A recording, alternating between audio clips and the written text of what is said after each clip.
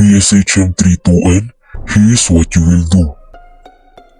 Everyone needs to find the imposter among the players, and this game will be played for the entire presentation. Personal characteristics of the imposter, who serves as the clue and will be given after completing each task. However, a special clue will pop up in the middle of the presentation. The BSHM 32N will cast their votes through chat when the presentation ends, and the players who voted for the imposter will get additional points for the quiz.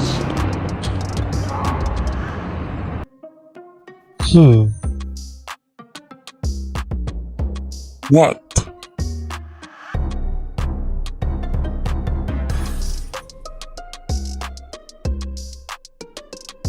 Who is the impostor?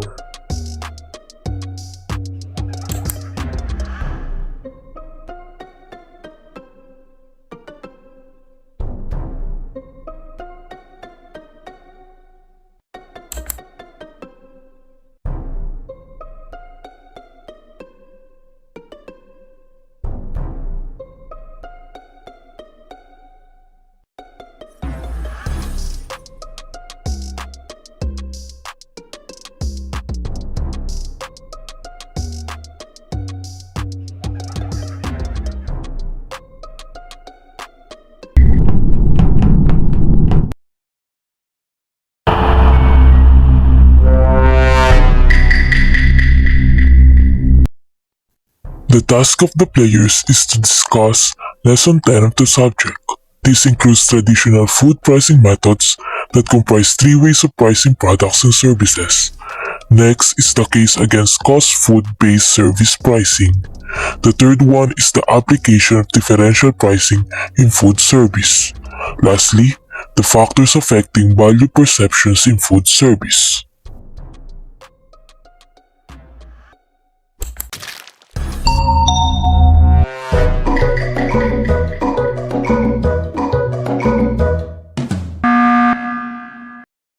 Who? Who?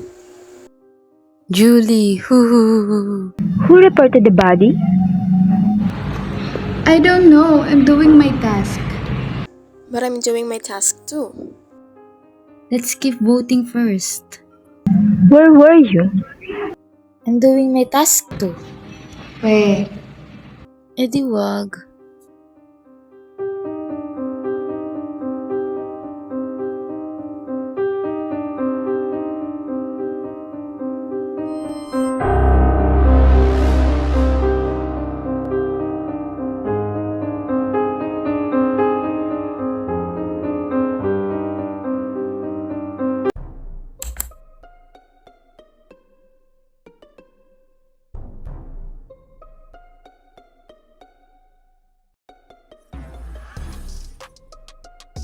Traditional food pricing method. Ano ang traditional food pricing method? Ang traditional food pricing method ay isang paraan ng Pricing strategy? na batay sa mga tradisyonal na pamamaraan at kaugalian. Ito ay isang sistema na karaniwang ginagamit sa mga lokal na pamilihan at nagpapakita ng halaga ng mga produktong pagkain base sa mga tradisyon at karanasan ng mga mamimili at nagtitinda. Pero bago po natin talakayin ang iba't ibang traditional food pricing method, let's talk about first the role of the revenue manager sa food service industry.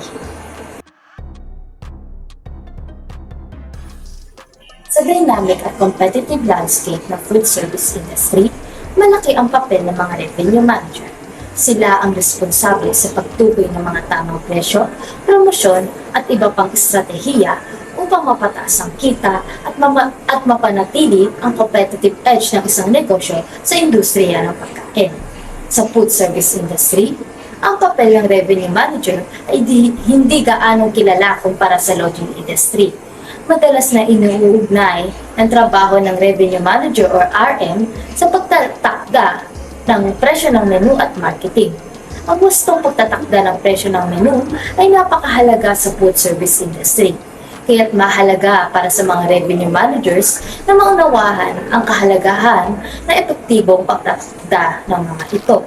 Ang maingat na pagsusuri ng mga industry professionals sa kung paano maitatatag na mabuti ang mga presyo ng menu ay hindi isang bagong konsepto.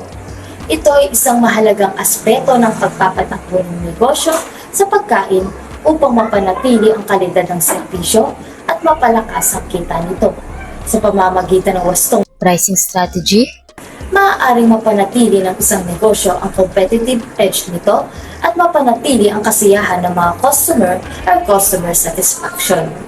Sa kabuuan, ang wasto o tamang pagtatakda ng presyo ng menu ay isang estratehiya na dapat bigyang pansin ng mga revenue managers sa food service industry upang mapanatili ang tagumpay at pang-unlad ng kanilang mga negosyo.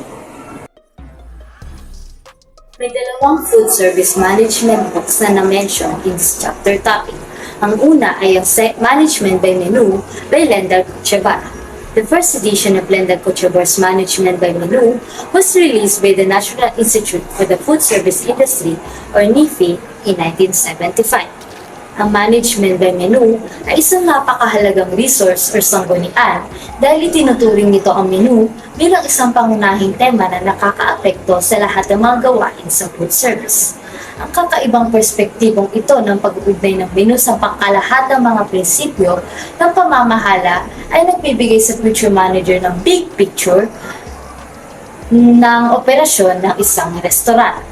Next naman ay ang menu pricing strategy with Jack E. Miller. The first edition of Jack E. Miller's classic book Menu Pricing Strategy was also published over 30 years ago in 1980. Ang pangunahing layunin ng libro na ito ay to provide a body of basic information na tumatalakay sa mga estratehiya o strategies sa marketing, pagbuo ng menu, at paraan ng pagtatakda ng presyo para sa mga mag-aaral at may-ari o operator ng isang restaurant.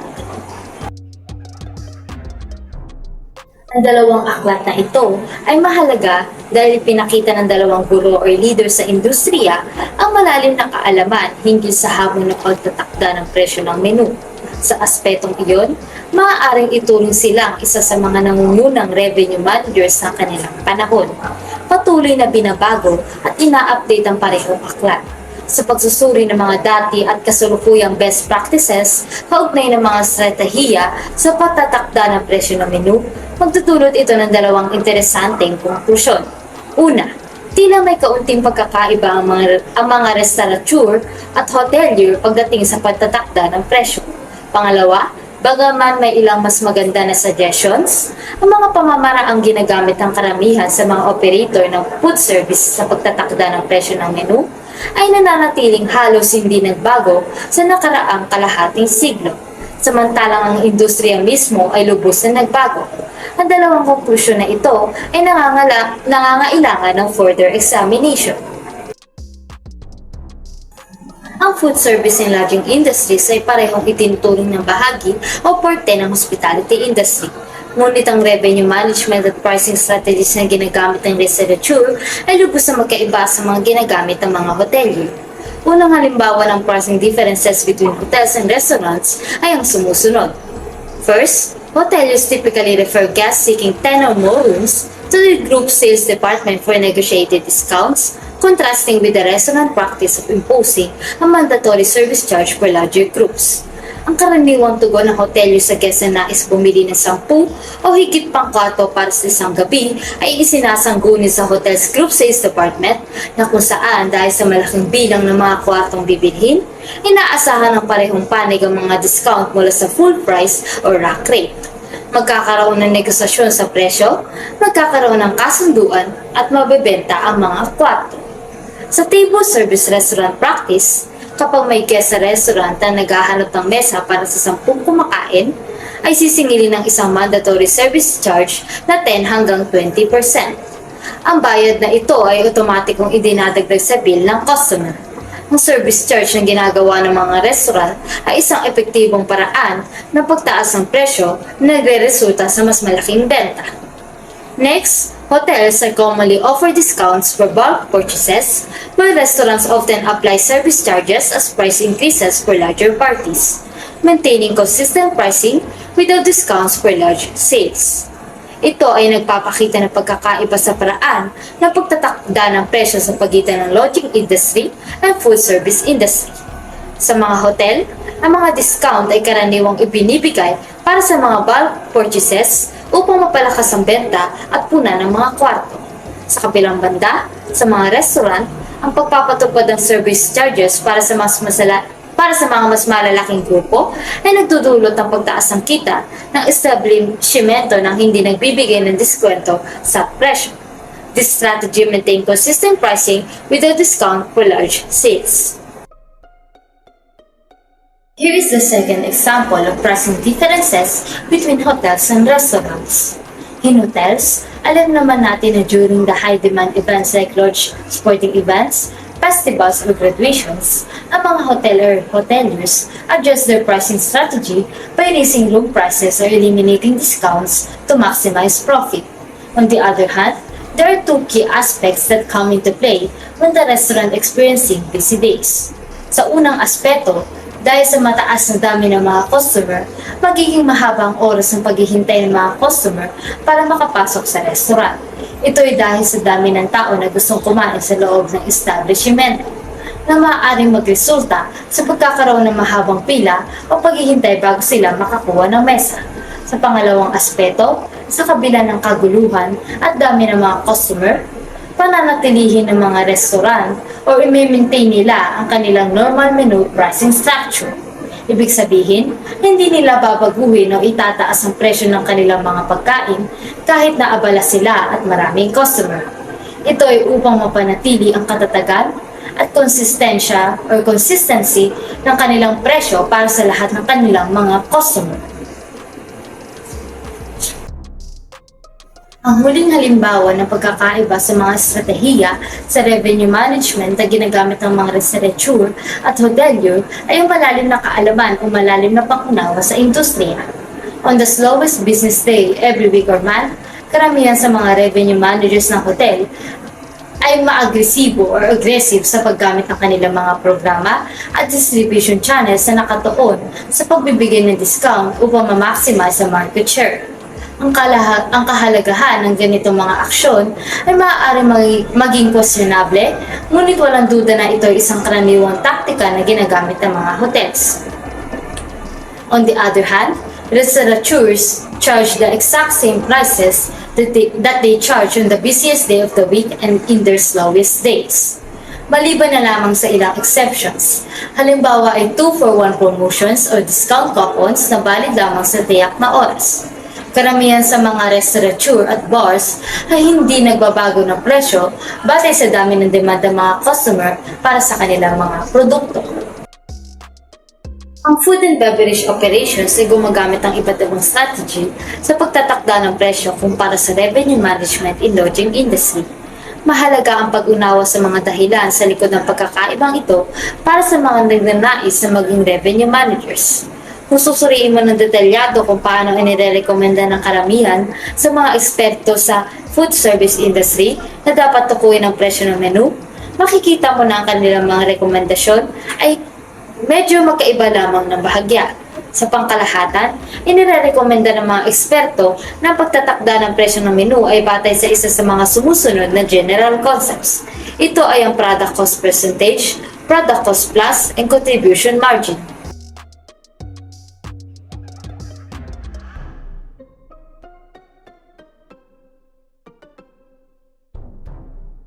Una natin i-discuss ay ang product cost percentage.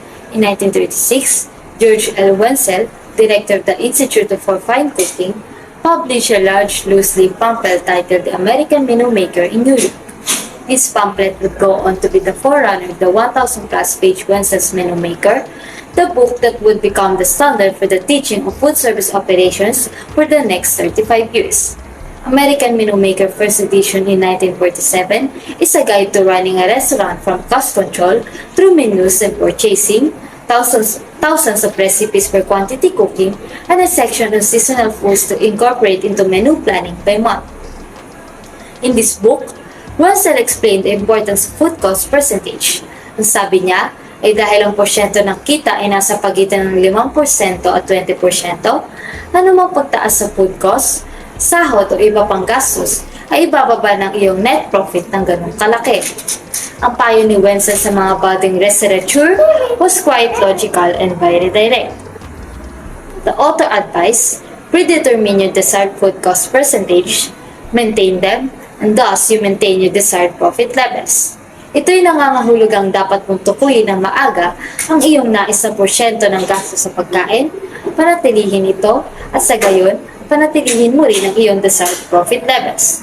Pamamagitan ng pagtakda ng tiyak na porsyento ng gasto sa pagkain at pagpapanatili dito, makakamit mo ang iyong inaasam na antas ng kita sa iyong negosyo. Unang pricing method na aking i-discuss sa inyo ay ang product cost percentage. Product cost percentage is a pricing method that relies on product cost percentage targets when determining menu prices. Simpleng salita, ang presyo ng bawat item sa menu ay nakabatay sa porsyento ng gasto sa paggawa ng produkto. Ito ay isang paraan ng pagtatakda ng presyo na naglalayong mapanatili ang tamang balanse sa pagitan ng kita at gastos sa negosyo. Sa pamamagitan ng paggamit ng product cost percentage, maaaring masiguro ng negosyo na ang mga presyo ng menu ay sapat upang makuha ang kita na nais nilang makamit habang tinutugunan ng kanilang mga gastos sa paggawa ng produkto.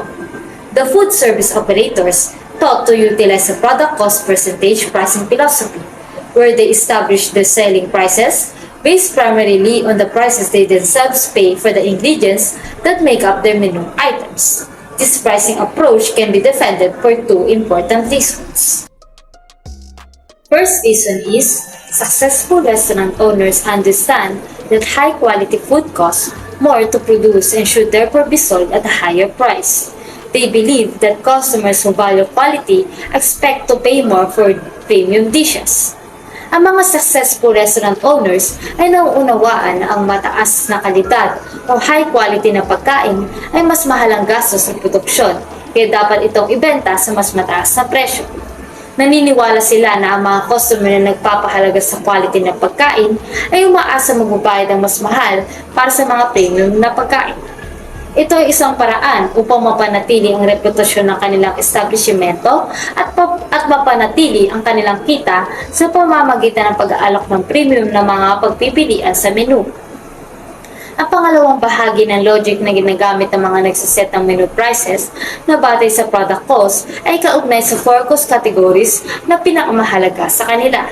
These are commonly identified by food service accountant as: first, product or produkto. Ito ay ang mga pagkain at inumin. Ito ay ang gastos na nauugnay sa pagbili ng mga sangkap at materyales na ginagamit sa paghahanda ng pagkain at inumin sa menu. Second is labor. Ito ay ang gastos na kaugnay sa sahod ng mga empleyado na nagtatrabaho sa pagluluto at pagsaserbisyo sa mga customers sa restaurant. Third is the other expenses. Ito ay iba't ibang gastos tulad ng upa ng lugar, kuryente, tubig at iba pang serbisyo at kagamitan na kinakailangan sa operasyon ng restaurant. And lastly, ay ang profit o kita. Ang kita ay mahalaga upang mapanatili at mapaganda ang negosyo at magpatuloy sa pagbibigay ng serbisyo sa mga customer. Restaurateurs use the following pricing formula to consider both the product cost and its percentage of revenue. First is the product cost percentage. The product cost percentage is a measure that calculates the proportion of the cost of products sold in relation to the total sales revenue generated from all product sales. It is used to evaluate the efficiency of operations, profitability, and pricing strategies of a business. Pamamagitan ng product cost percentage, maaaring matukoy kung gaano ka-epektibo ang isang negosyo sa pagkontrol ng gastos sa paggawa ng produkto at kung gaano kalaki ang kita na nakukuha mula sa bawat benta ng produkto.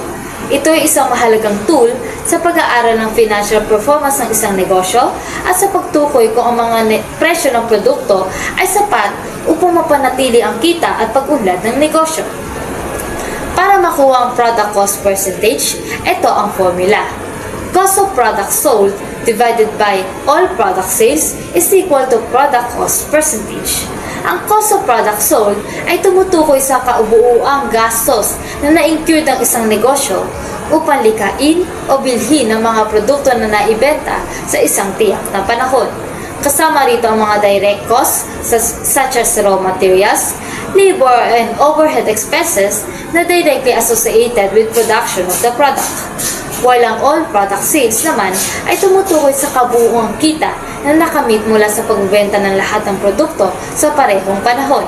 Kasama dito ang presyo ng pagbebenta ng lahat ng produkto na ibinenta ng negosyo.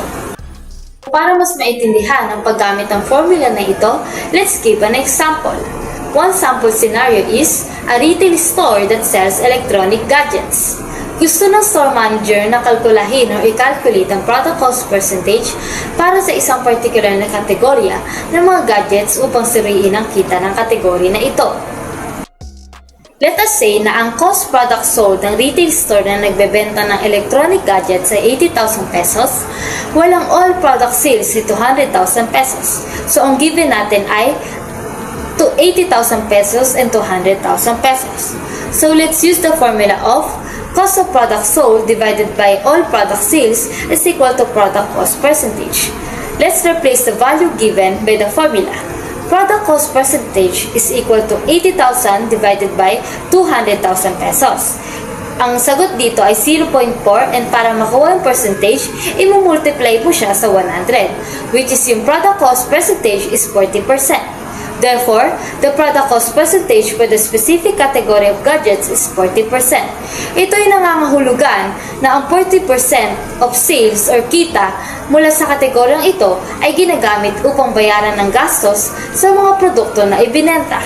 Ang store manager ay maaaring gamitin ang impormasyong ito upang suriin kung gaano kahalaga ang kita ng kategoryang gadget at gumawa ng mga desisyon para mapabuti ang kita at performance ng negosyo. Second pricing formula ay ang item food cost percentage. Item food cost percentage is the ratio of the amount of money your restaurant spends on food and beverage ingredients or food inventory to the revenue those ingredients generate when they are sold as menu items or food sales. Ito ay isang paraan upang malaman kung gaano karaming pera ang ginugol sa pagkain at kung gaano karaming kita ang idinudulot nito. Para makuha ang item food cost percentage, ito ang formula. Item food cost divided by selling price is equal to item food cost percentage. Ang item food cost ay ang halaga ng pera na iginugol ng restaurant sa pagkain at inumin para sa isang particular na item sa menu. While ang selling price ay ang presyo na ibinabayad ng customer para sa pagkain na kanilang binibili. Para mas maintindihan palalo ang formula na ito, let's give an example. One sample scenario is a bakery that offers a signature pastry on its menu. Gusto ng may-ari ng bakery na kalkulahin ang item food cost percentage para sa kanilang signature pastry upang malaman kung gaano ito kumikita. Ito ay para masuri kung ang pastry na ito ay nakakapagbigay ng malaking kita sa bakery. Let us say na ang item food cost for the signature pastry ay nagkakahalaga ng 200 pesos. While ang selling price of the signature pastry ay nagkakahalaga ng 400 pesos. So ang given natin ay 200 pesos and 400 pesos. So let's use the formula of item food cost percentage. Let's replace the value given by the formula. Item food cost percentage is equal to item food cost divided by selling price times 100. Item food cost percentage is equal to 200 divided by 400, which is ang sagot ay 0.5 and i-multiply para makuha ang percentage sa 100 at ang sagot ay 50%. Ito ay nangangahulugan na malaking bahagi ng kita ng bakery store ay nagmumula sa pagbebenta ng signature pastry na ito. Third is the selling price. Selling price is the price for which it is sold. The selling price is the amount customers pay to purchase a product or service and includes the value of an offering plus a value that covers the cost of selling the offering or the cost of goods sold. Sa simpleng salita, ang selling price ay ang presyo para sa pagbebenta ng isang produkto o serbisyo. Ito ang halaga na binabayad ng mga customer para makabili ng isang produkto o serbisyo at kasama rin dito ang halaga ng produkto, pati na rin ang halagang sumasaklaw sa mga gastos ng pagbebenta ng produkto o ang gastos sa mga materyales ng produkto. Kukuha ang selling price, ito ang formula. Item food cost divided by item food cost percentage is equal to selling price. Para mas maintindihan kung paano gamitin ang formula, heto ang isang halimbawa. Isipin natin na may isang pizza store na nag-aalok ng basic cheese pizza sa kanilang menu. Gusto ng may-ari ng pizza store na malaman kung magkano dapat ang selling price ng basic cheese pizza batay sa target food cost percentage. Ibig sabihin, gamit ang formula na selling price is equal to item food cost divided by item food cost percentage, maaari niyang hatiin ang halaga ng pagkain ng basic cheese pizza sa target food cost percentage upang malaman kung magkano dapat ang presyo na pubebenta ng pizza. Sa pamamagitan ng formula na ito, maaari niyang masukat kung gaano kalaki dapat ang kita mula sa bawat pizza na ibebenta upang matugunan ng target food cost percentage na itinakda niya. Let's replace the value given by the formula. Item food cost for a cheese pizza is 30 pesos. Item food cost percentage target is 20%. Ang given natin ay 30 pesos and 20%.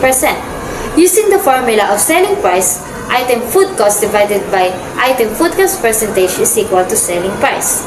Selling price is equal to 30 pesos divided by 0.20 and ang answer is 150 pesos.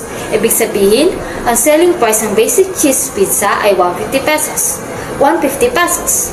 Ito ang presyong dapat ibenta ng pizza store para matugunan ng target food cost percentage na 20%. Sa halagang ito, maaaring matiyak na maaari ng pizza store na mababawi niya ang gasto sa pagkain ng pizza at makakakuha pa ng kita mula sa bawat pizza na ibebenta.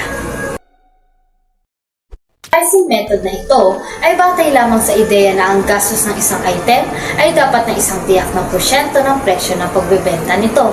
Una, tinitiyak ng mga operator ang lahat ng gastos na kanilang madadanasan or numerator at pagkatapos ay gagamitin ang nakuwang impormasyon upang tukuyin ang mga target o porsyento or the denominator para sa bawat kategorya ng gastos.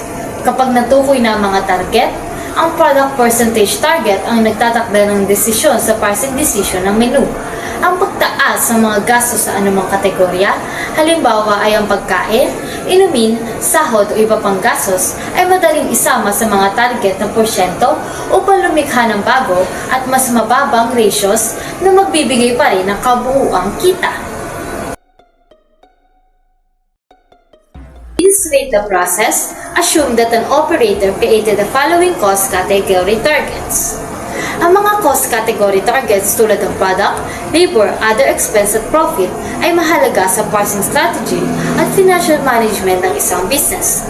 Narito ang mas detalyadong paliwanag ng bawat target na kategorya ng gastos na nakikita nyo sa inyong mga screen. First category is product with target percentage of 40%. Ang product cost target category na 40% ay kumakatawan sa bahagi ng presyo ng pagbebenta na dapat masaklaw ang gasto sa mga sangkap, mga raw materials at iba pang direct cost kaugnay sa paggawa ng mga items sa menu. This percentage ensures that the cost of goods sold is effectively managed and that the pricing of product allows for a reasonable profit margin after covering production expenses. Second is labor with a target percentage of 34%. Ang labor cost category target na 34% ay nagpapahiwatig ng porsyento ng presyo ng pagbebenta na dapat itakda para sa mga gastos sa sahod ng empleyado, kabilang ang wages, salaries, benefits, and other labor-related expenses. Third category is the other expenses with a target percentage of 16%. Ang other expenses cost category target ng 16% ay kasama ang iba't ibang operational na gastos maliban sa produkto at sahod ng empleyado tulad ng upa, utilities, marketing, equipment, maintenance at mga gastos sa administrasyon.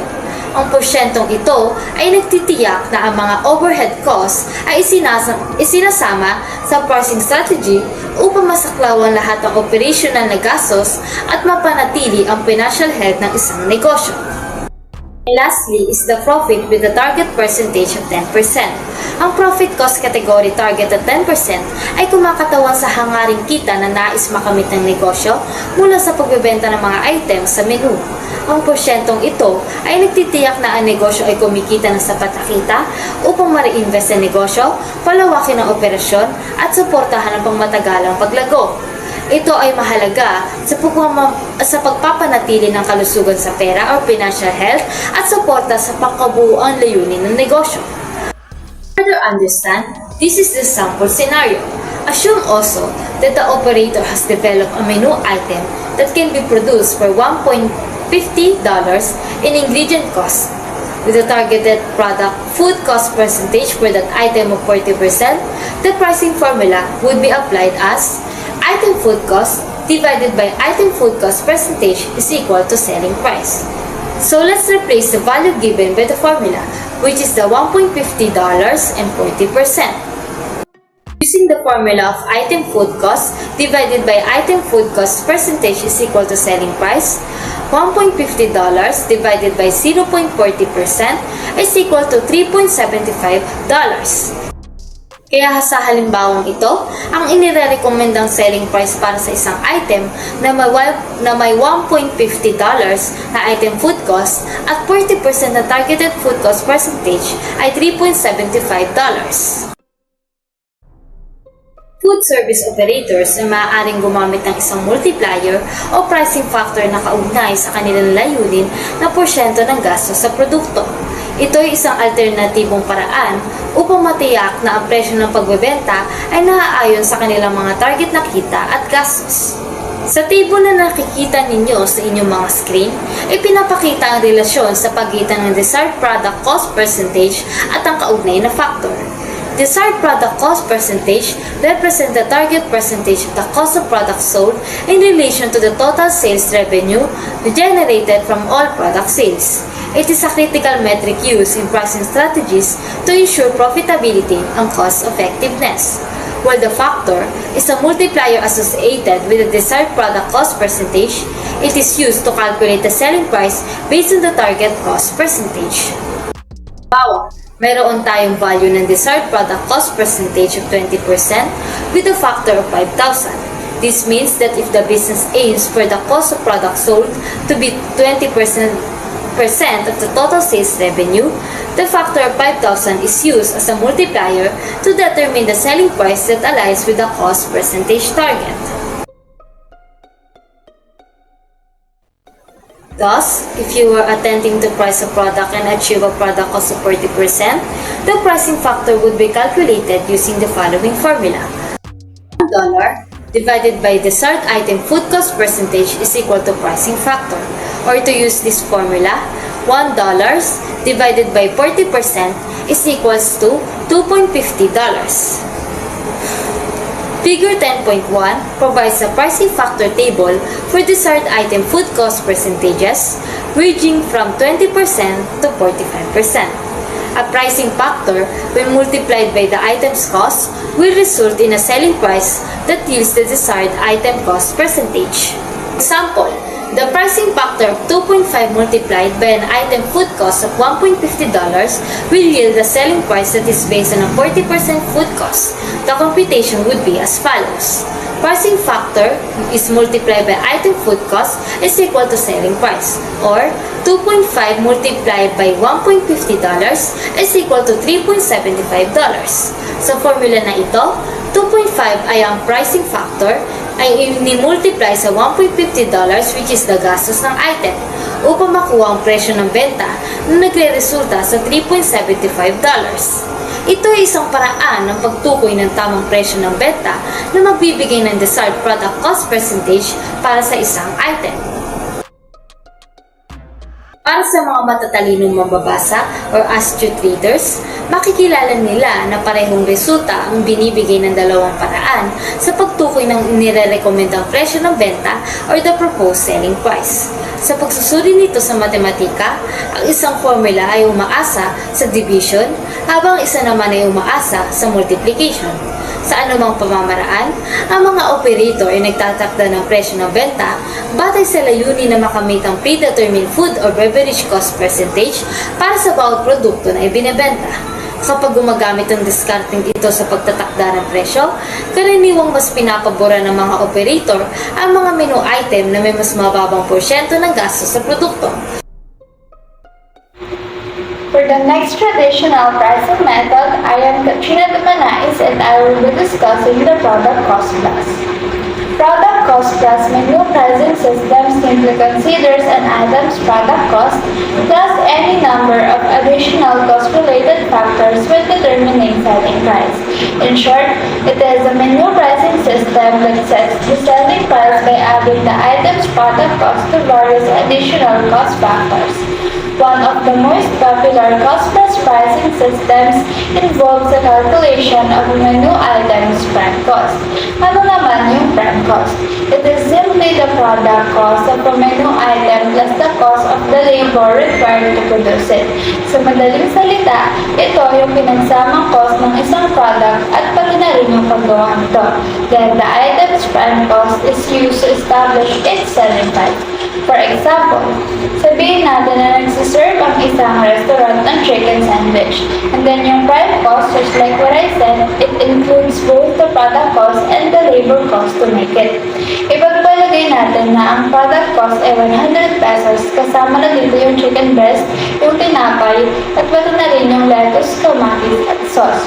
Then yung sa labor cost naman, sabihin na lang natin na 10 minutes bago magluto ang chicken sandwich. Tapos yung hourly wage ng cook ay 300. Ang 10 minutes ay 1/6 ng isang oras. So yung 10 minutes labor cost niya ay magiging 50 pesos. 100 plus 50 equals 150. So ang 150 na ito ang magiging basihan sa pag-establish ng selling price. As you can see in the table, different cost categories either by percentage or dollar amount are often added to a product's ingredients cost to aid operators in menu price determination.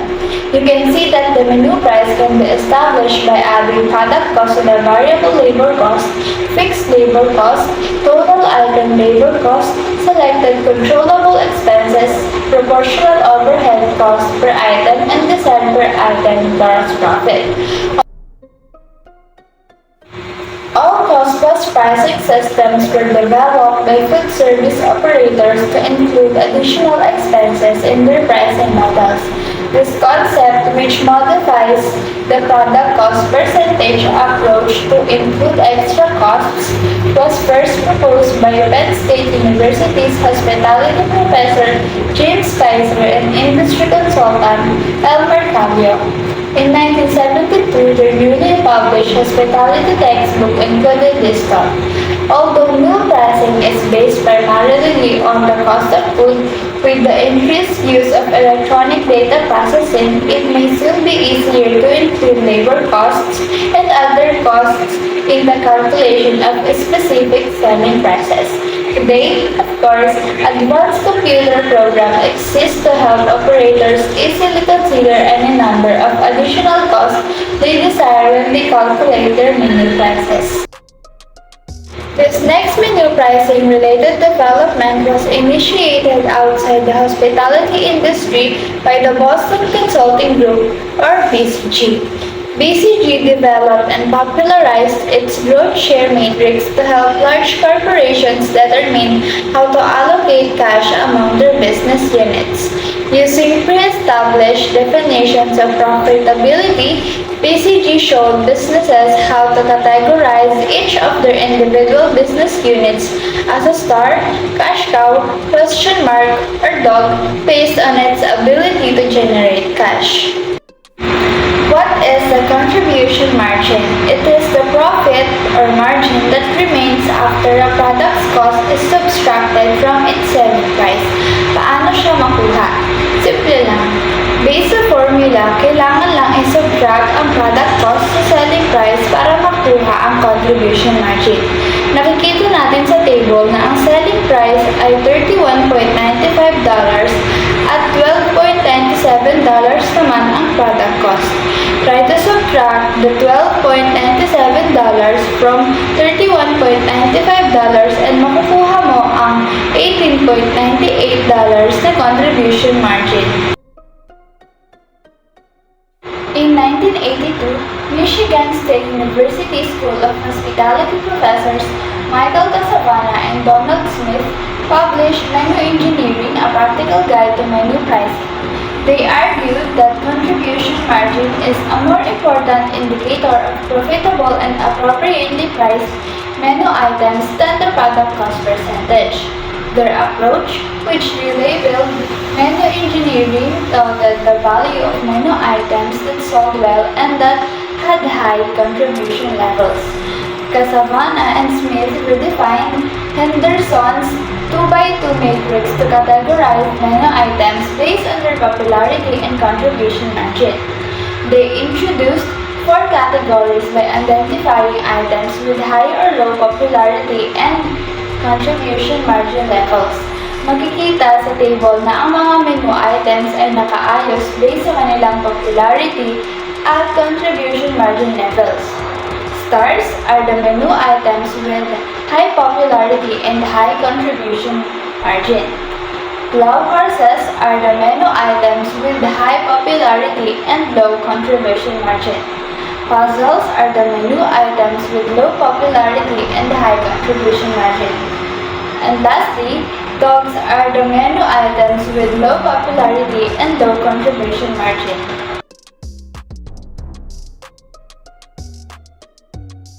Those using the old method struggled to answer questions like, is it better to sell a $10 chicken item with a 30% food cost or a $20 steak item with a 50% food cost? Pagdating sa contribution margin, mas malinaw ang magiging sagot sa tanong na ito. Makikita natin na ang chicken ay may sale na $7, samantalang $10 naman ang nakuhang sale ng steak. We can see that steak sales are more desirable because they generate higher profits.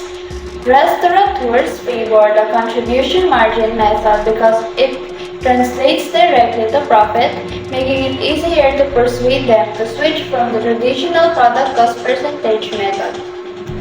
Notice that product cost is still an essential element in the determination of selling price. Establishing menu prices using a CM system is simply a matter of combining product cost with a predetermined dollar amount of contribution margin. A second, lesser-known reason for the quick acceptance of the new system is its familiarity. This is because a CM-based pricing system is just a minor modification of the older, widely accepted product cost-based pricing system. When CM is used as the basis for pricing, the formula for determining selling price is product cost plus contribution margin desired equals selling price.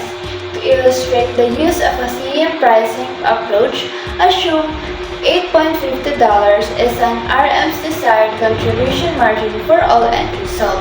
Makikita natin sa table na $8.50 ang contribution margin desired, and kapag dinagdag siya sa product cost, maaari nang makuha ang selling price.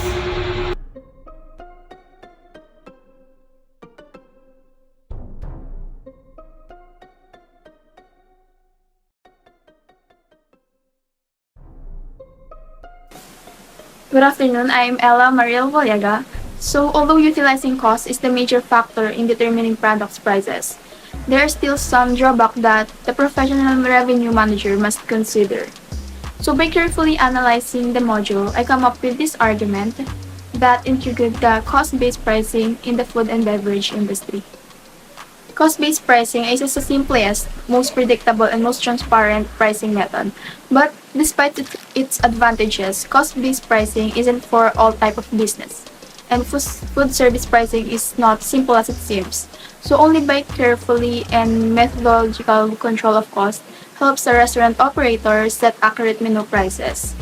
This is why some of the small food establishment katulad na lang ng karinderya ay hindi nagtatagal because of lack of information to strategic pricing.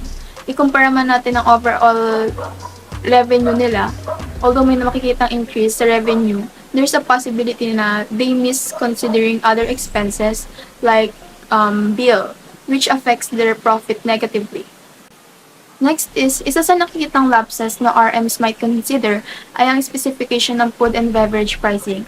Take note that hotels organization, sales, and marketing staff is primarily the domain of hotel room pricing because they understand the importance of inventory management. However, in a non-commodity industry like the food service industry, they rely on the cost-related data by accounting and finance specialists. They mostly consider menu fluctuations, changes of ingredients, as well as fixed and variable costs, for instance, which may not be able to optimize revenue all the time. But these specialists must be able to understand the importance of incorporating the function of sales, marketing, and inventory in their pricing strategy, since food service pricing and revenue optimization does not only optimize profit. According to Guido Salvatori, Senior Director of Integrations of Duetto, tying all the data together can already be a challenge, but making sense out of that data from cost variable provided before starting to adjust the pricing and being able to incorporate it into your overall strategy is difficult. That is why food and beverage directors are working more closely with revenue management specialists na kayang i-incorporate ang sales and marketing management in pricing strategy to ensure menu items are priced at the most profitable level. So the question here is the food serving pricing essentially an accounting issue or a marketing function? So the answer is neither. Same with the hotel industry, deploying RMs in the F&B industry must be able to consider the accounting and marketing function, since product pricing does not only run to cost data provided. Food service pricing and revenue optimization is parang tip lang ng iceberg, since there are other factors to consider when pricing products. Considering that, the industry will be able to deploy effective and specially trained RMs. So aside from that, through revenue tracking, the business operators will have insight into company's business model and customers' demand across its products, services, and markets. In addition, aside on service rendered, use of assets, interest agreements, and licensing terms revenue is also generated based on specific rate, amount, or percentage charged per unit sold. So to better understand the complexity of food and beverage pricing, let's take a look at how RMs consider the distinction between the two components. But before that, let's first define the significant terms. First one is the selling price. Selling price is whether a product or a service is what the customer or client is charged. Sales volume, on the other hand, is the number of a single menu item sold during a defined accounting period. So for the formula of getting total revenue, you just have to multiply selling price by sales volume. Again, as we learned from the chapter 1, revenue is the money earned by a business while still keeping all of their expenses. As for example, you have sold 250 donuts on Monday, and you sell it at the price of 35 pesos each. So you just have to multiply 250 times 35 is equal to 8,750 pesos of revenue. Chapter 2 taught us that the selling price or changes on menu prices can affect the number of products na kayang ibenta. This is because of their interrelated connection. For instance, as price increases, there's a chance na yung item na mabibenta natin will likely decrease. However, as the price decreases naman, the number of sold item will most likely increase. So for this reason, price increases or decreases must be evaluated based on their impact on total revenue generation and not on the number that represents the final selling price. There is no doubt then that one of the reasons dahil tumataas ang prices natin at bumababa yung demand is dahil sa pagkakaroon ng changes of menu ingredients. However, without giving added customer value, it will also result in higher menu prices, thus also lowering the total revenue dahil hindi nagkakaroon ng changes sa product value or sa quality ng product natin. I have this example from the module which shows the possible impact of changing menu prices to business revenue. So the original price on the table for the pastry is $1.99. Assume that the number of sold product is 200. Using the formula of getting the total revenue, we will come up with $398. However, as we alter the potential impact of new prices to consumer purchase or customer count, we can see different revenue results. Now, assume that there are 250 pastries sold within a day. So if we multiply it to $2.29, which is the new price, we come up with $572.50 revenue, which is 43.84% higher than the original total revenue of $398. But if we lower the number of products sold, or we aren't able to attain the target number of products sold, common sense, bababa yung revenue natin, hence of having the same price. Then, next situation, since we decrease the number of the same product being sold, nakikita natin na there's no change on revenue result because of the increase in price. So, in other words, the figure 10.4 only illustrates yung mga possible na epekto ng price increase on your total revenue. We have to take note that in at least one scenario, there is a chances na bumaba or tumaas yung total revenue dahil sa increase on price. We have to take note na yung changes on menu prices ay hindi lang magiging dahilan sa pagka-decrease on total revenue, but also makaka-apekto rin ito sa consumer perceived value sa product na binibenta or ino-offer natin. We have to remember that in order for guests or consumers to attend an increased cost, operators have to increase customers' perceived value on the item that we sell. But for some instance, ang inefficiency sa cost control ay pinapasa sa guest sa pamamagitan ng pag-charge ng higher prices upang maiwasan ang pagkalugi ng business. So, whichever or regardless ng pricing strategy you choose for your food and beverage business, you should be aware that in this industry, there are a range of unique and key factors that we need to consider before choosing a pricing strategy na i-implement natin. We have to make sure na suitable po siya sa type ng operation na meron tayo. So, as illustrated in figure 10.5, the first option shows that the production cost determines the desired menu price of an item. Obviously, kailangan natin i-consider ang cost since we are in a business to make money. We're not aiming to have a palugi na business. But the problem here is that will the guest agree that the operator's desired price reflects a good value? On the other hand, the option B recognizes the value proposition that dictates kung magpo-fall ba sa strategy natin yung consumer na meron tayo. The guests related on this matter mostly determine whether yung business ba natin worth it para sa kanilang pera base sa product na madideliver sa kanila. That's why companies aim to set prices that utilize consumers' willingness to pay as effectively as possible. However, the more total value a customer assigns to a product, mas mataas ang chances na tumaas din yung price na kailangan natin iset para magkaroon pa rin at least ng revenue. Isa na nga sa example nito ay noong tumaas ang price ng isang popular sunscreen kung saan nauwi sa flack or negative feedback from the market. So in order to attend that issue, the operator enhanced the quality of their product, which creates a positive impact on business price and value offer. So when this pricing practice is established first, business can then compute the cost and it can reasonably incur while achieving the required profits. So in conclusion, selling price must accurately reflect customer perception of product value. So if you're an RM, considering this factor is essential kasi there are other product alternatives available in the same industry. Hindi may hirapan na pumili yung customer natin kung ano yung kailangan or pasok sa budget nila.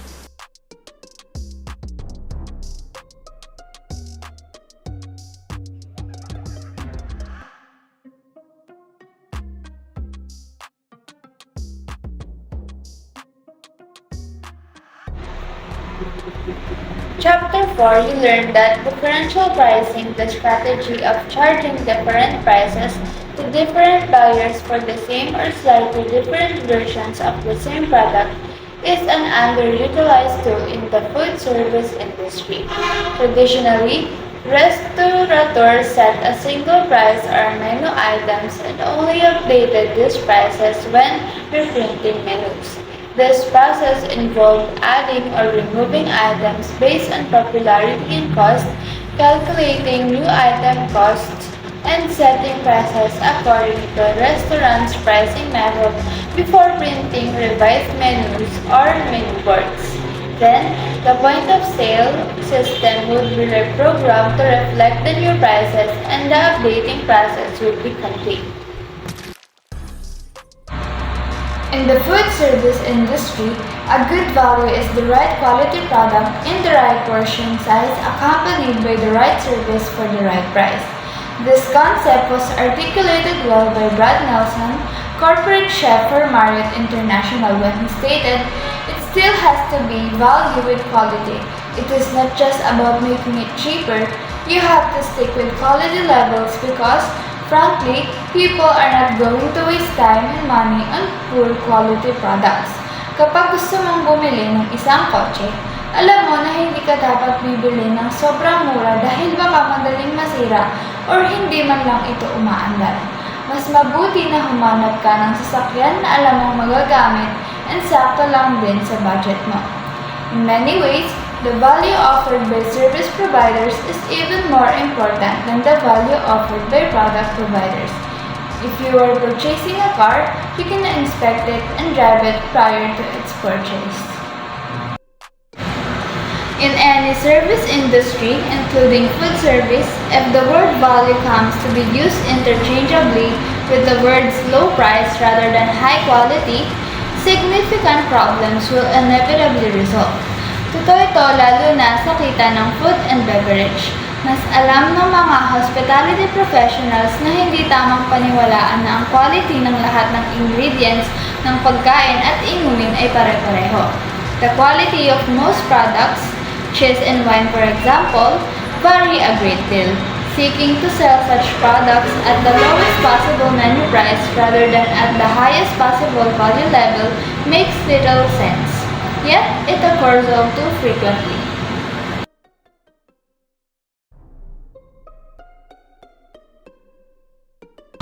In Chapter 5, we learned that strategic pricing is the application of data and insight to effectively match prices charged with individual buyers' perceptions of value and willingness to pay.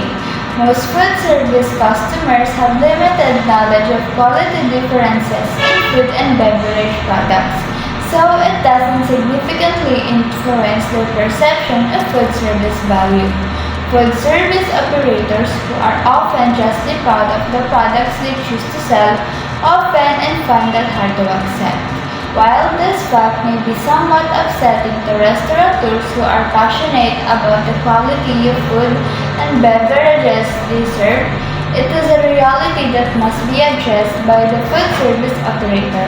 As a result, a skilled revenue manager can often more easily point out how creative pricing could be implemented in a food service operation than the operation's own food and beverage production specialists.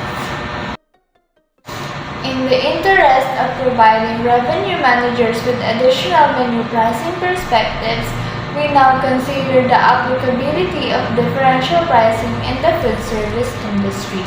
You have learned that in the lodging and airline industries, rates are adjusted based on demand with higher prices during peak times and lower prices during peak-off periods. And customers are used to this variability. However, food service operators rarely adjust prices based on demand, likely because they view themselves as selling food and beverages rather than services. The hospitality industry has adopted ideas from the airline industry, such as frequent diner programs similar to frequent flyer programs. Most successful restaurants now offer rewards program for their best customers.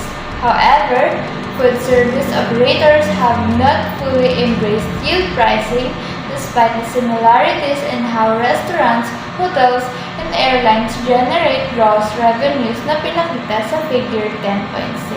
Just as hotels have rooms to fill, airlines have seats to fill, and restaurants have a fixed number of chairs to fill. If the chairs are not filled with diners, the costs associated with lighting, heating, mortgage, and staffing the operation are still incurred. Just as the lodging and airline industries take advantage of differential pricing, So too should restaurants consider expanding their use of this powerful revenue optimization strategy. Can differential pricing successfully be applied to food services? In many cases, the answer is a resounding yes.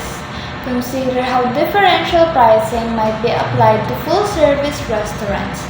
To do so, envision a scenario in which the restaurant is operated by a talented lodging industry RM. In such a case, that RM would likely first identify the operation's forecasted peak hours of demand. Assume that, like many restaurants, these high demand times consisted of a 3-hour period every Friday and Saturday night. The lodging industry RM would ask several questions that would logically follow. Each question is worthy of thoughtful consideration. Question 1. Can menu prices be higher on Friday and Saturday night? Many traditional food service operators would be firmly against such an approach to pricing. They would state that their guests would have significant negative reactions.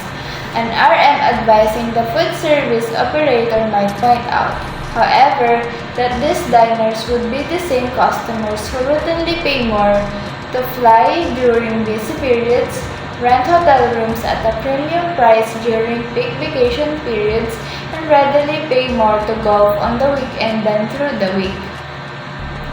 It is important to realize that there is no contract with food service guests that states prices have to be the same every night of the week. Food and beverage prices could reflect demand by establishing a rack menu price set 15 to 20% higher than current prices, similar to the lodging industry.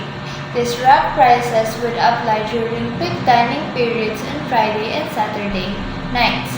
Discounts could then be offered to diners who come earlier or later than the peak hours or during slower period and days.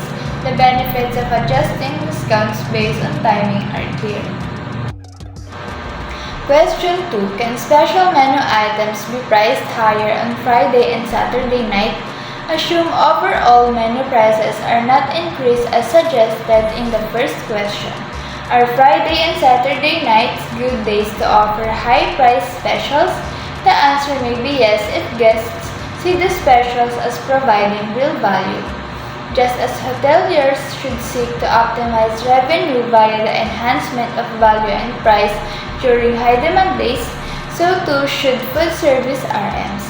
The value enhancements offered must, of course, reflect the style of restaurant, bar, or lounge operated.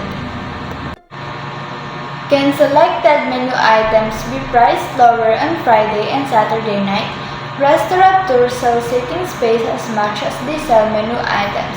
As a result, the sale of those items that can be prepared and served quickly are simply more advantageous to the operation during a busy meal period than the same item sale during a less busy period. It would be logical to consider the impact on total revenues of reducing prices on quick preparation or quick-to-serve menu items to increase the total number of guests served on a day when such a strategy can be applied. Recall that the total revenue formula for a food service operation is selling price times number sold equals total revenue. Can preferred seating be offered at a higher price? Lodging and airline revenue managers benefit from offering low-cost options to price-conscious buyers and premium options to those willing to pay more for upgrades. If food service operators were asked if customers would pay more to avoid long waits or choose their preferred seats, they might be skeptical. However, customers would likely respond enthusiastically, highlighting the potential of different pricing in food service. This strategy wouldn't require charging all guests higher prices, only those willing to pay for added value. The challenge often lies in convincing staff of the value of this approach rather than the guests. How could our yield be improved? Assuming equal menu item preparation times among different operations, One of the easiest ways a restaurant can improve its revenue optimization or revenue yield practices is to have a flexible seating system. That means being able to immediately create a deuce, a 3-top, 4-top, or larger table so lost seats are minimized. Optimizing table mix, the number and capacities of various tables, directly impacts an operation's ability to maximize table turns.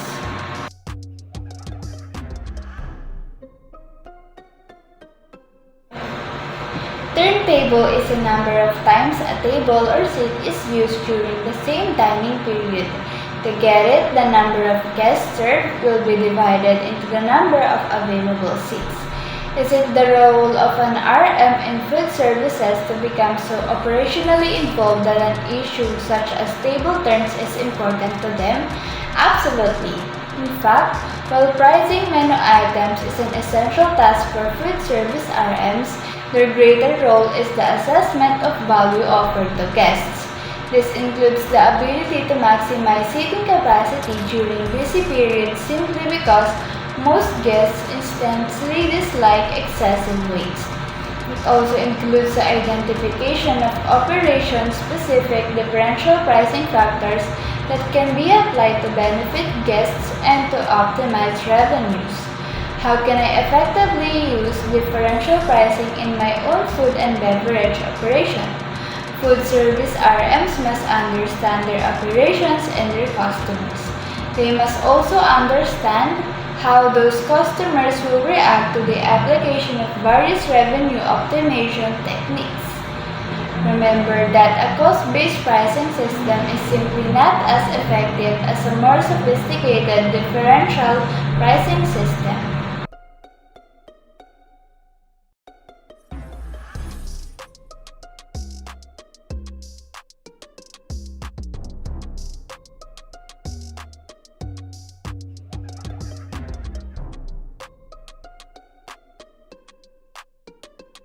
Topic is the factors affecting value perceptions in food services. Understanding the factors that affect guest perceptions of value is essential to creating differential pricing programs that will allow you to match your food and beverage prices with your customers' perceptions of value and their willingness to pay. Sa mahalagang tungkulin ng mga revenue managers sa food service industry ay maingat na suriin ang mga oportunidad sa pagpapataas ng kita na available sa kanila. While each food service operation is unique, for many revenue managers, key factors to be considered for their ability to influence revenue management strategy includes competition, service levels or delivery format, guest type, product quality, portion size, ambience, meal period, location, image, and sales mix. First factor is the competition. Sa mundo ng food service, madalas na binabantayan ng mga operators ang kanilang mga kalaban. Kapag sobra-sobra ang pagtuon or pagbabantay sa presyo ng mga kalaban, karaniwang nagiging resulta nito ay bumababa ang presyo ng produkto ng mga nagmamasid hanggang sa maging pinakamababa o isa sa pinakamababang presyo para sa parehong uri ng produkto. Sa katunayan, ang pagmamasid sa presyo ng mga kalaban ay may saysay lamang kapag ito ay ginagawa upang mapanatiling mataas, hindi mababa ang presyo ng kanilang mga produkto. Ito ay sapagkat ang mga maliit na pagbabago sa presyo ay hindi gaano nakakaapekto sa average guests.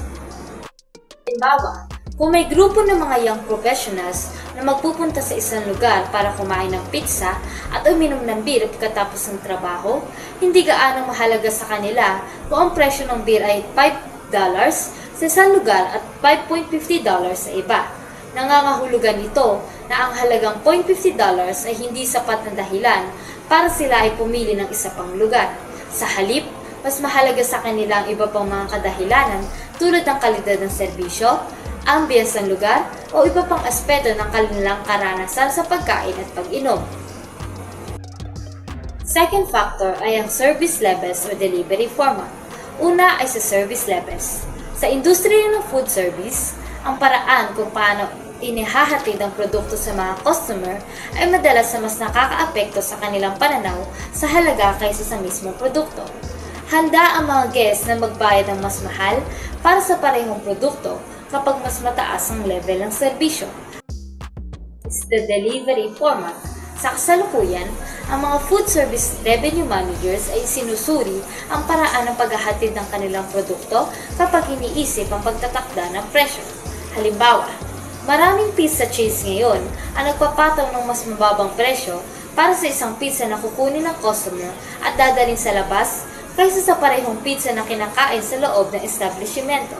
Ngunit, karamihan ng QSRs na may drive-thru ay patuloy na nagtataas ng parehong presyo sa kanilang mga customer sa drive-thru at dine-in. Malinaw na iba-iba ang mga paraan ng pagtatakda ng presyo.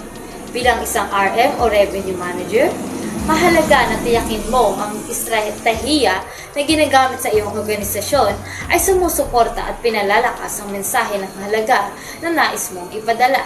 Some revenue managers work in food service operations that have not traditionally enjoyed the drive-thru, carry out and off-site delivery options available to other revenue managers.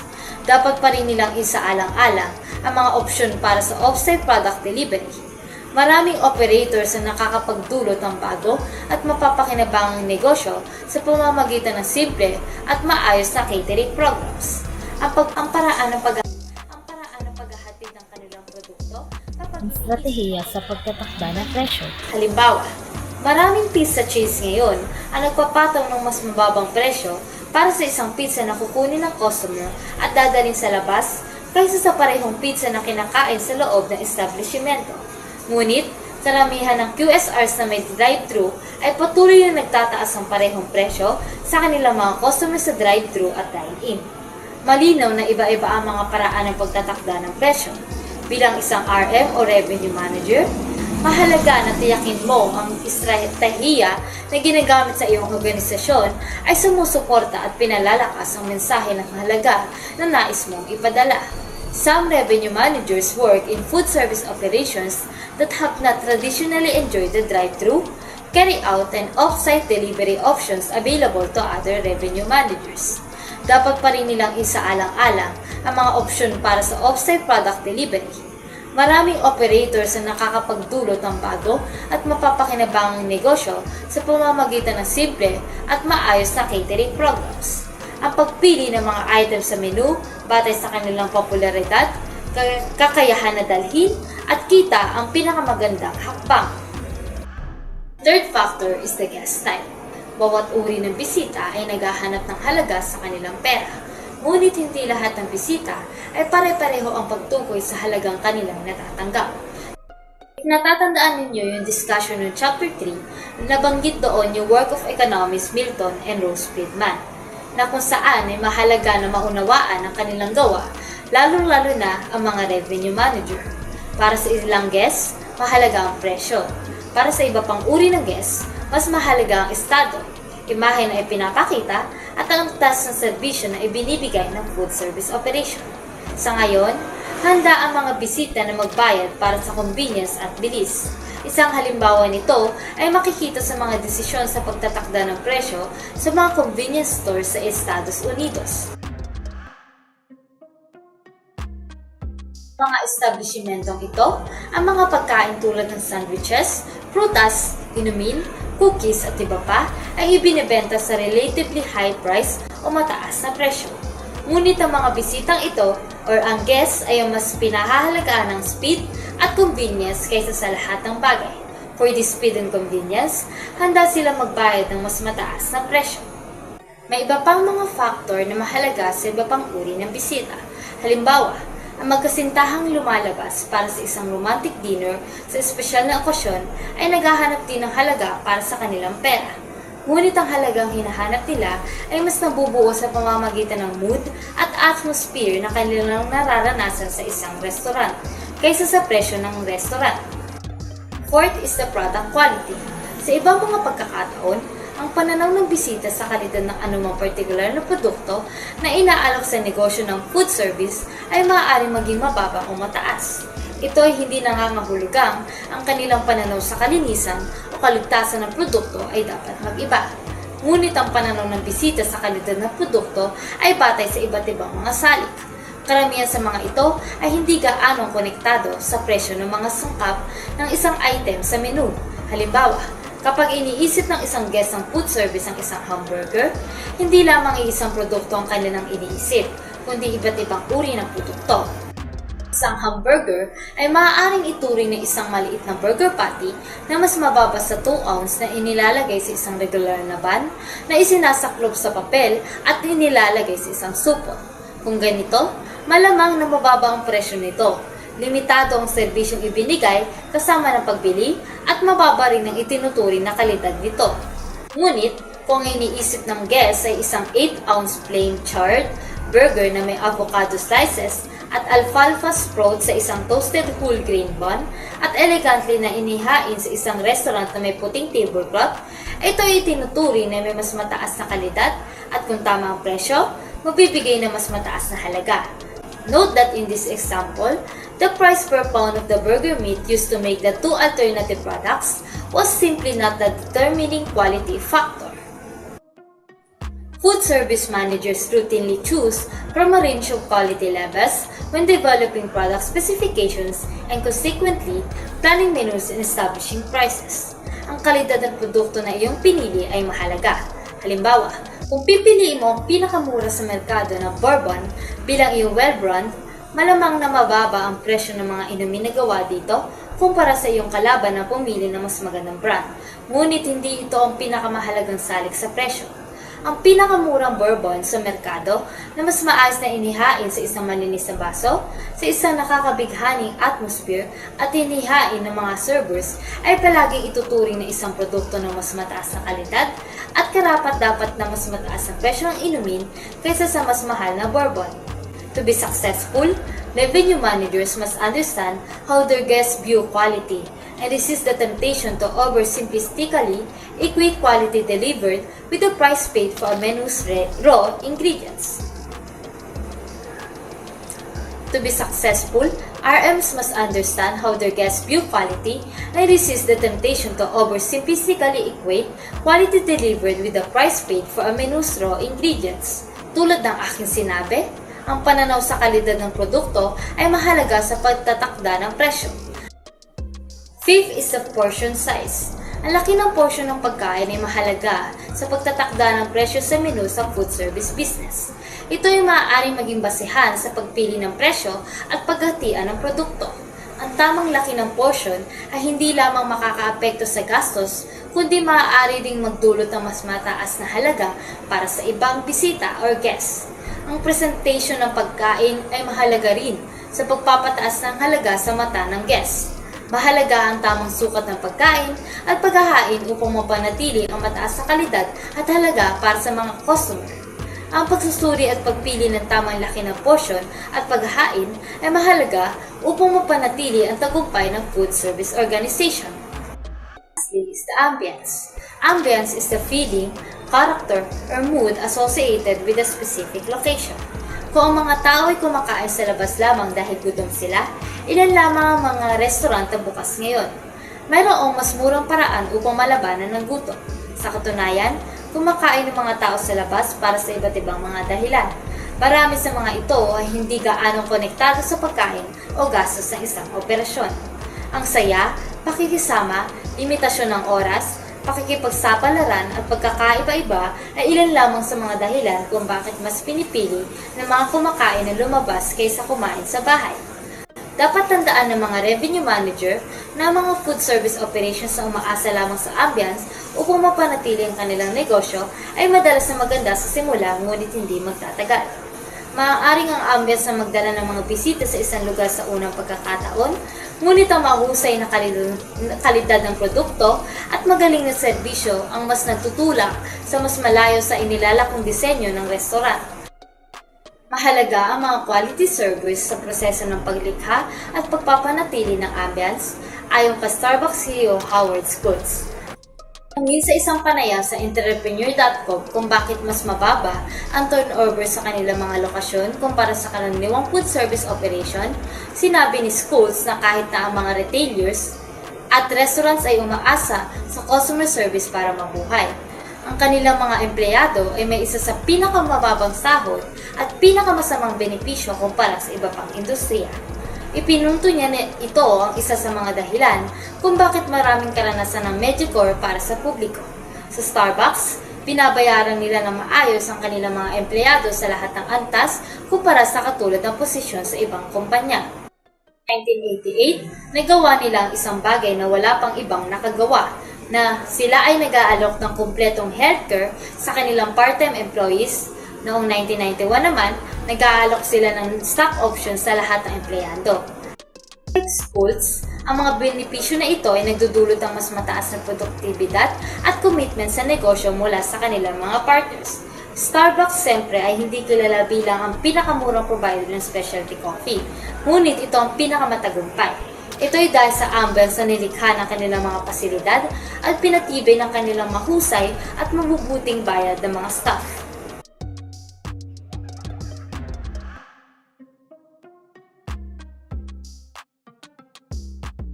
That's the end of my task.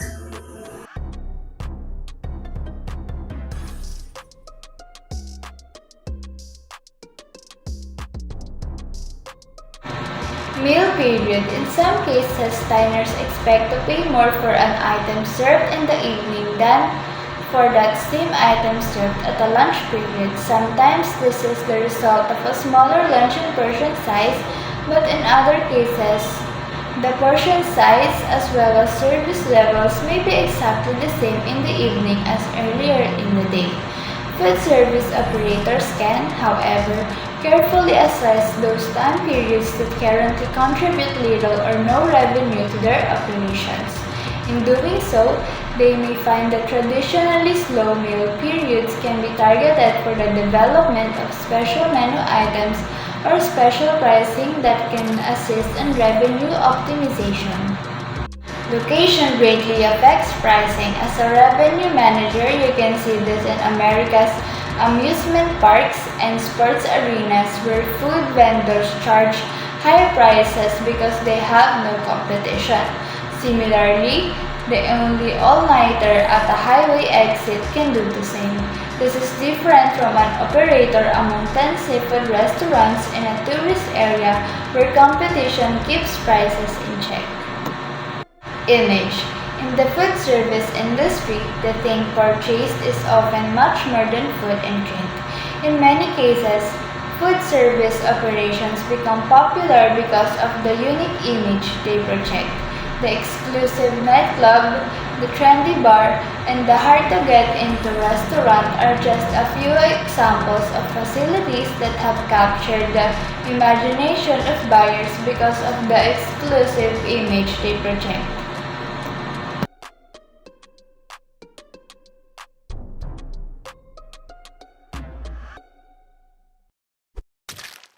Lastly, what is sales mix?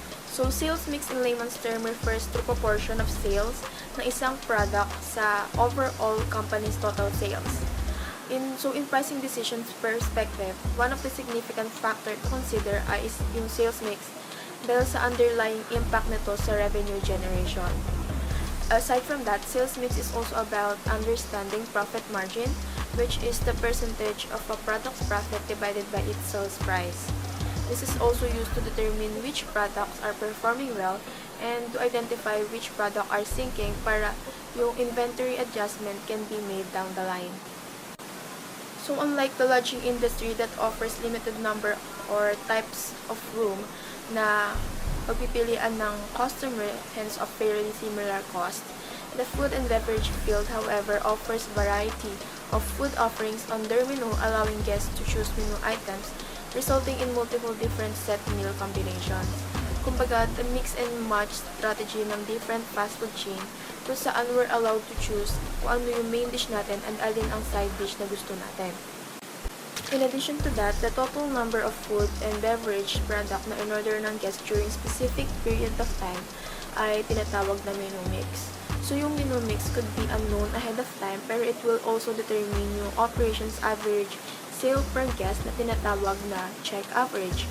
So yung formula sa pag-calculate ng check average or yung mean amount spent per visit by each guest ay ay total revenue divided by guest served. So, for example, assume that from 5 o'clock to 6 o'clock p.m., you serve 118 guests and you earn like $1,327.5 of revenue. So, in order to get the check average, you just have to substitute the value of total revenue and guests served. So, $1,327.5 divided by 118 is equal to $11.25 check average, or the mean amount spent by each guest visit from 5 o'clock to 6 o'clock p.m. This metric serves as a crucial indicator of consumer spending patterns and directly impacts the financial performance of a restaurant. However, RMs use strategic pricing called price blending to alter operations, customer count, and menu mix to determine business revenue generation and profitability. So first of all, price blending is a process of harmonizing various pricing elements to cater yung iba't ibang consumer segment, capitalize market trends, and maximize revenue, which is the primary goal of the menu mix and when we're getting check average. So sa ngayon na dynamic and competitive landscape na food and beverage industry, RM are still continuously seeking innovative strategies to enhance profitability and customer satisfaction. So through this price blending strategy, F&B establishment foster customer engagement by providing yung mga tailored offerings na mag-resonate sa diverse preference ng kanilang consumer and yung mga budget constraint ng customers. In addition to that, price blending has gaining significant attention dahil sa involvement ng diverse pricing models na mag-optimize sa business revenue. So, price blending leverage different combination of pricing strategy katulad na value-based pricing, dynamic pricing, bundle pricing, psychological pricing, among others. However, effective price blending in the F&B sector hinged on data analysis, consumer profiling, and the integration of innovative pricing methodologies to create a holistic pricing framework na mag-resonate both sa business objective and consumer inclinations. Price blending addresses the impact of menu price on items' popularity and buying frequency. So when adopting to this kind of pricing approach, yung mga business ay aim na ma-meet yung diverse preference and purchasing behavior ng kanilang kliyente. So, as according sa module, menu mix ay yung overall frequency na kung saan yung different items are ordered and it directly affects yung operations revenue generation as well as yung resulting product cost and yung profitability. Lastly, yung practice ng price blending sa F&B industry ay makikita sa approach ng restaurant sa pamamagitan ng pag-offer ng bundled meal packages as well as yung implementing ng differential pricing based on peak hours and yung introducing ng loyalty-based pricing for regular patron. So to better understand this pricing strategy, allow me first to explain how the table works by presenting first the simple computation on getting the required information. But take note that the food cost is both respectively given in the table. But before that, food cost refers to the ratio of restaurant's cost of ingredients or tinatawag din na food inventory, and the revenue that those ingredients generate when the menu items are sold ay tinatawag din food sales, which is often expressed as percentage. So as you can see for the figure 10.7, all products are priced to sell at a menu price that would result in 40% food or product cost. However, sa figure 10.8, pinapakita nito yung different food cost percentage ng product but still aims to achieve a total or overall food cost of 40%.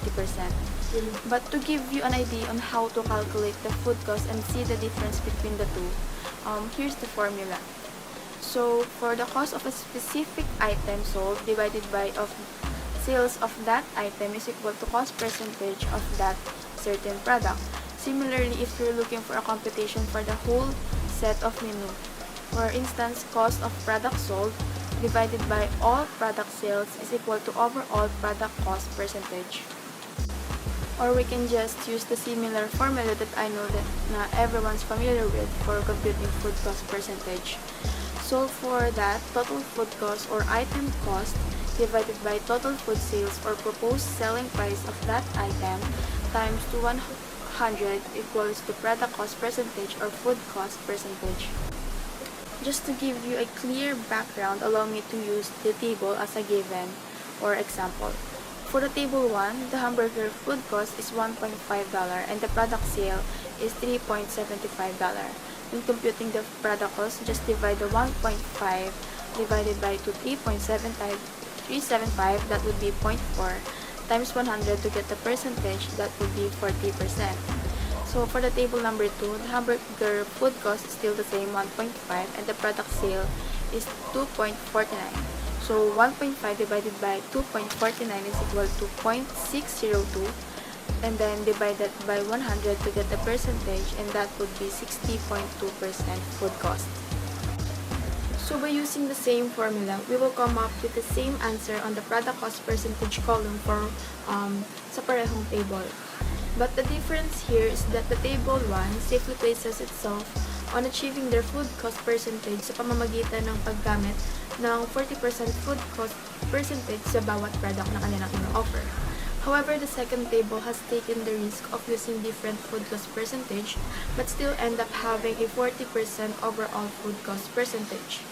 So, in conclusion, the two use different approaches, but either way, the two achieve their goal of having 40% food cost percentage. However, the concern arises here, and that will be discussed later on the conclusion part. Now, the selling price. When calculating a selling price, we need the food cost to have a certain amount of selling price. So, the amount varies from one restaurant section to another dahil influence ito ng other costs such as labor, overhead, and target profit. So, the formula for getting item selling price is cost of a specific item sold divided by cost percentage of that item. So, by adopting the same given, the hamburger has a food cost of $1.5 and has a cost percentage of 40%, which results to $3.75. Or by breaking down the computation, 40% divided by 100 equals to 0.4, then 1.5 divided by 0.4 equals to $3.75.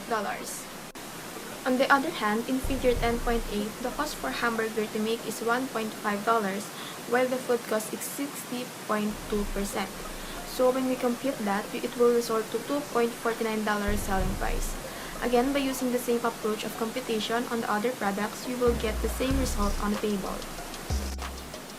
In conclusion, the two table illustrates the different approaches on how to make strategic pricing, showing the relevance of it on the food and beverage establishment. So by analyzing the data, I concluded that a healthy product cost percentage depends in a way that the figure 10.7 suggests that the operation sales mix would have no effect on overall food cost percent. However, it would likely damage your profitability. It is because that there is a price structure indicated. Kumbaga, yung price ng drink ay masyadong mababa. So, pricing a dish too low won't generate enough revenue to cover your expenses or would likely damage business profitability. Isa sa common misconception about food cost percentage ay yung mga restaurant should aim for a perfect number. But in reality, a healthy percentage can vary greatly depending sa products na binebenta nila as well as sa food cost control and the market that they serve. Next is the figure 10.8 take the risk of altering their selling price to create a different menu price structure. However, it shows a significant effect because na-achieve pa rin nila yung overall cost objective nila. So as you can see, the total food cost percentage of a hamburger has a huge difference sa table 10.7 dahil sa proposed selling price or product sales. The price of the hamburger is also now less than the $2.5 and perhaps slightly competitive or in line sa local competitors. With that being said, there's no such thing as an ideal food cost percentage dahil it varies on the type of food they serve and the market that they have as well as the restaurant's overhead and operating expenses. However, isa sa argument na makikita sa table 10.8 is that, in reality, hindi lahat ng guests bibilin yung mga product na binebenta natin. For instance, some guests will only stop to buy what they want or what they needed. For instance, hamburger lang or soft drinks lang. Some will buy hamburger, hence of its price, dahil ito yung signature food product mo. So through a astute price blending strategy, F&B establishment foster consumer engagement by providing tailored offerings. However, isa sa argument na makikita sa table 10.8 is that in reality, hindi lahat ng guests bilhin yung mga product na binebenta natin. For instance, some guests will only stop to buy what they want or what they needed. For instance, hamburger lang or soft drinks lang. Some will buy hamburger and of its price dahil ito yung signature food product mo. So through a astute price blending strategy, F&B establishment foster consumer engagement by providing tailored offerings. And dahil sa mga ganong instances, that will affect revenue generation of a business if hindi ma-attend immediately. By strategically identifying yung mga mix of high margin and yung mga popular items sa ating menu, business can enhance their profitability and revenue generation. In addition, an optimized sales mix also enables business to leverage their best performing products, so thereby maximizing sales and overall revenue. And in order to exactly understand what the customer wants, historical data will serve its purpose. Next, what is historical data? This data serves as the critical information to menu pricing and price blending strategy. So ito yung mga information na madalas ginagamit sa pag-forecast ng menu mix and to refine kung ano yung suitable pricing strategy for business. So to illustrate how this works and how it connects sa unang concept, allow me to show you the table from the instructional material. Assume that the manager monitored a sample of 100 guests, but in reality, we have to take note that the number of guests does not correspond to the number of product na nabenta natin because someday ay medyo lugi at hindi naman ibig sabihin na one guest per product. That's why there are less than 100 products sold on each item.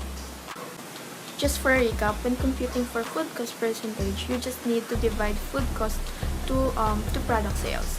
For instance, the hamburger food cost is $138 and the total sales for that item is $229.08. By using the formula for food cost percentage, we will come up with 60.2%. As for the selling price, we just have to multiply the item cost of 1.5 to 60.2% of which is known to be the food cost percentage, resulting to $2.49 selling price for hamburger. Additionally, by multiplying the item cost sa number ng item na nabenta natin, that would result to product total cost. For instance, may cost tayo na $1.5 sa hamburger and meron tayong 92 item na nabenta. So 92 times 1.5, that would be $138 for total cost of hamburger. Lastly, on getting the total sales of certain product like hamburger, you just have to multiply the selling price of that item the number of sold of that certain item. For instance, 92 times $2.49, that would be $229.08 total sales for hamburger. The same with the computation on how we compute the product food cost percentage. Makukuha rin natin yung overall food cost percentage ng mga item if we divide the 180.20 to 449.25, and that will result to 0.401. If we multiply it by 100, we will get the 40.1% total food cost percentage.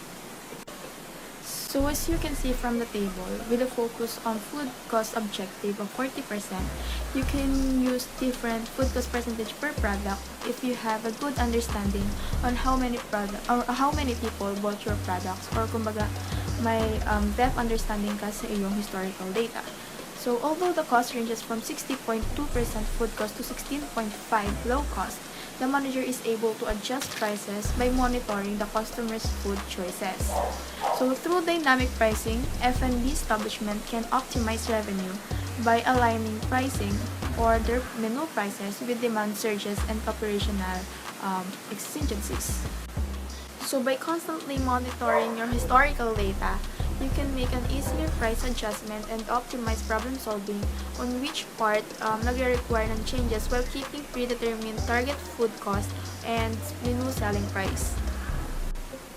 However, we have to take note that one of the cons when manipulating prices is its impact on product popularity.